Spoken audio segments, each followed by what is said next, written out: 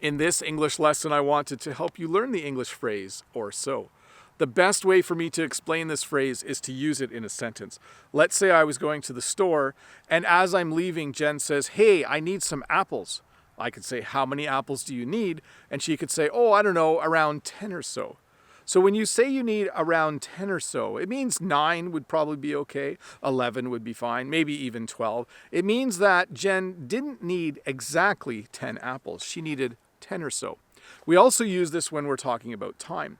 If my brother was coming over to visit, and if he said, "What time should I come over tomorrow?" I could say, "Oh, I don't know, around 10 or so, around 11 or so." So basically that means sometime around 10 o'clock or 11 o'clock, and that he didn't have to be there at exactly 10 o'clock or 11.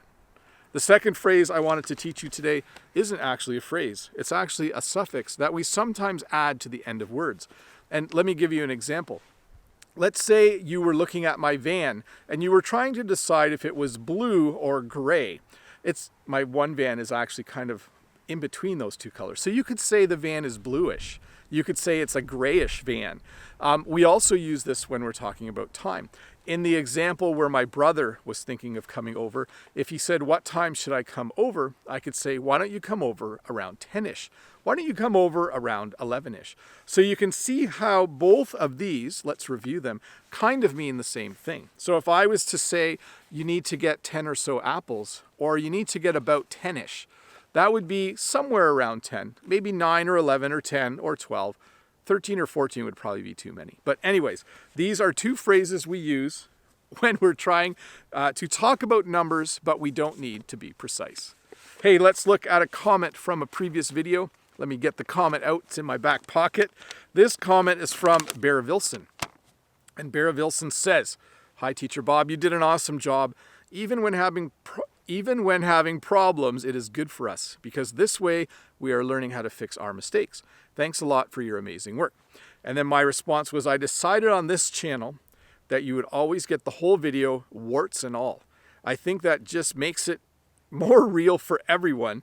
Even English teachers make mistakes." So I used a little phrase in there, warts and all. That's a phrase I don't think I've taught on this channel.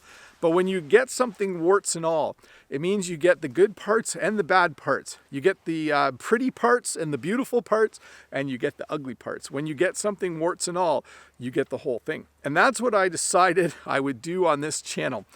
Sometimes when I make these English lessons, I'll start recording a few times. But once I actually get going, once I'm making the video like I am now, I just let the camera run for 4 minutes and you get the video warts and all. You get the English lesson warts and all. Do you know what warts are?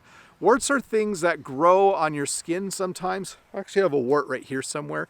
I'm not showing you that. But warts are like a little brown bump, or I forget what we would call it. But it's just a place on your skin that has a little bit of a different color and maybe the skin is raised a little bit. So it's called a wart.